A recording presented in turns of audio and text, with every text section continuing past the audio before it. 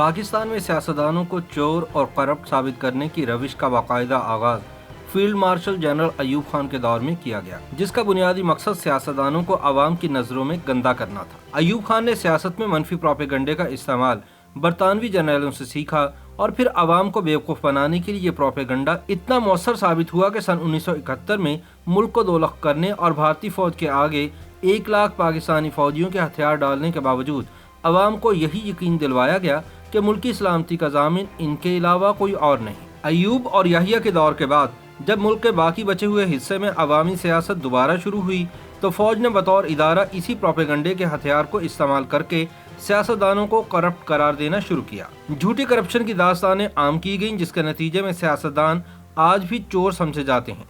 बावजूद इसके कि साल हर साल कैद काटने वाले सियासतदानों की करप्शन कभी अदालतों में साबित नहीं हो पाई। बांग्लादेश में फौजी ऑपरेशन के नतीजे में सानहा मशरकी पाकिस्तान को निस्फ सदी गुजर गई, लेकिन इसकी जिम्मेदारी आज भी सियासतदानों के खाते में ही डाली जाती है और कौम को मुल्की सलामती के नाम पर चूरन बेचकर मामू बनाया जा रहा है। इस दौरान फौजी आमरों ने मुल्क के 3 दरिया भारत को दे दिए, सियाचिन खोया, कारगिल में शिकस्त खाई, एबटाबाद में अमरीकी फौज के हाथों हजीमत उठाई, लेकिन अवाम में किया गया अस्करी प्रोपेगंडा इतना मौसर था कि फौज आज भी मुकद्दस तरीन इदारा और मुल्की सलामती का जामिन है, जबकि सियासतदान आज भी चोर, डाकू और लुटेरे हैं। दरअसल प्रोपेगंडे और पीआर के जरिए अवामी हजूम की सोच तब्दील करना एक फन है, जिसकी इब्तदा 19वीं सदी के आखिर में एडवर्ड बार्नेज ने की थी। पीआर के जरिए आप अवामी राय को तब्दील करके लोगों से सब कुछ पसंद करवा सकते हैं जो आम हालात में लोगों को अगर नापसंद ना भी हो तो पसंद भी नहीं होता।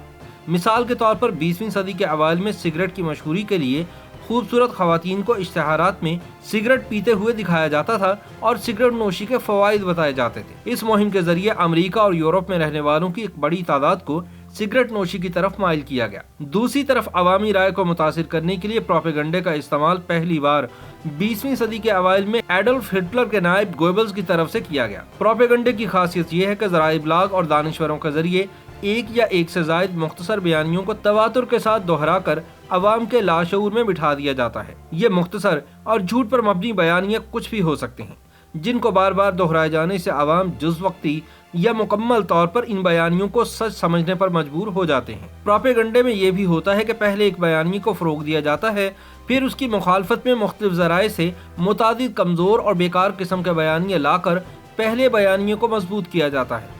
इसके बाद मरकजी बयानियों के हक में दलाइल और मजीद बयानियों को फरोग देकर एक ऐसा जाल बुन दिया जाता है कि आम आदमी की अक्ल बेबस हो जाती है और वह मुकम्मल तौर पर प्रोपेगंडे का शिकार हो जाता है। मिसाल के तौर पर अस्करी इदारों के सियासी किरदार पर तनकीद और अपने हकूक मांगने के अमल को रियासत और कौम से गद्दारी करार देना वगैरह। बहरहाल प्रोपेगंडे के अमल में एक खामी थी कि तवातुर से दोहराए जाने वाले बयानिए अवाम के जहनों में बैठ तो जाते थे और उनको सच भी मान लिया जाता था, लेकिन बारीक बीनी से सोचने वाले तबके इन बयानियों की मुखालफत शुरू कर देते थे, जिसके नतीजे में मुख्तदर हल्के जोर जबरदस्ती या खौफो हिरास के जरिए इनको काबू करते थे। 20वीं सदी के वस्त में मुआशरती साइंसदानों ने गोएबल्स के प्रोपेगंडे और एडवर्ड बार्नेज की पीआर को यकजा करके एक नया तरीकाकार अपनाया, जिसमें अवाम की इज्तमाई सोच, तबीयत और पसंद नापसंद वगैरह को मद्देनजर रखते हुए एक या एक से जायद बयानियों को तरतीब देना, फिर इनको फरोग देना और तवातुर से इनका प्रचार करना।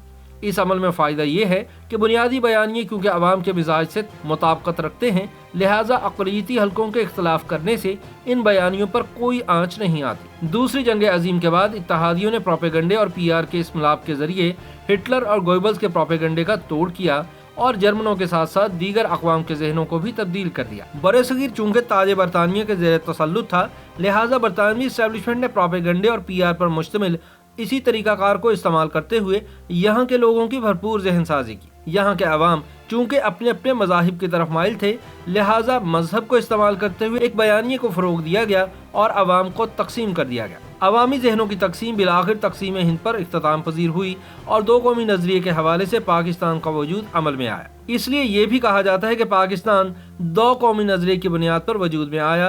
कहा जाता है कि बरसगीर की तकसीम दरअसल ताज बरतानिया और इसके इत्तेहादियों की जरूरत थी, क्योंकि इन दिनों रूस और कम्युनिज्म एक बहुत बड़े चैलेंज की सूरत में उभर रहा था।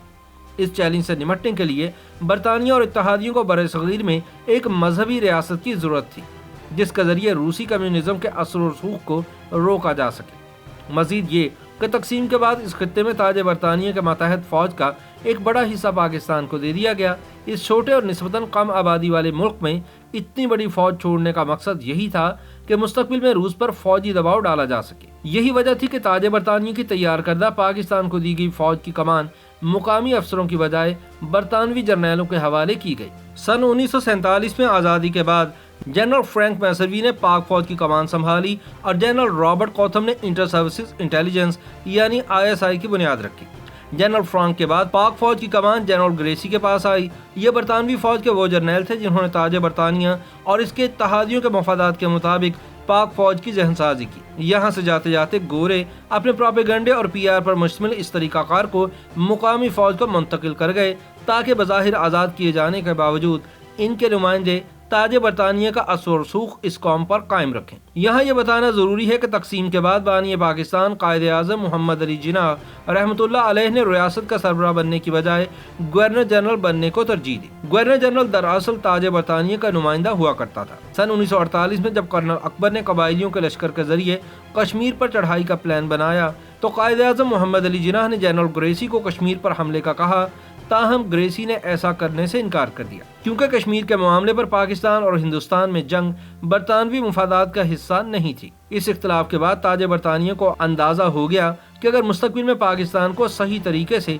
अपने मकासद के लिए इस्तेमाल करना है तो इक़्तिदार सियासतदानों की बजाय फौजी आमलों को मुंतकिल करना पड़ेगा। इस बात को मद्देनजर रखते हुए ISI के बानी रॉबर्ट कोथम ने पाकिस्तानी जनरल अयूब खान की जहनसाजी शुरू कर दी और उसको एजेंसियों के जरिए सियासत को कंट्रोल करने के वो तमाम गुर सिखा दिए जो ताज बरतानिया के इक़्तिदार के दौरान कारआमद साबित हुए थे। सन 1948 में बानी पाकिस्तान कायदे आज़म मोहम्मद अली जिन्नाह और रहमतुल्लाह ताला अलैह की वफ़ात के बाद इक़्तिदार लियाकत अली खान के पास आया तो अंदरूनी मसाइल के बाइस आलमी सियासत में ताज बरतानिया का असर और सूख कमज़ोर हो चुका था और अमरीका इसकी जगह ले चुका था।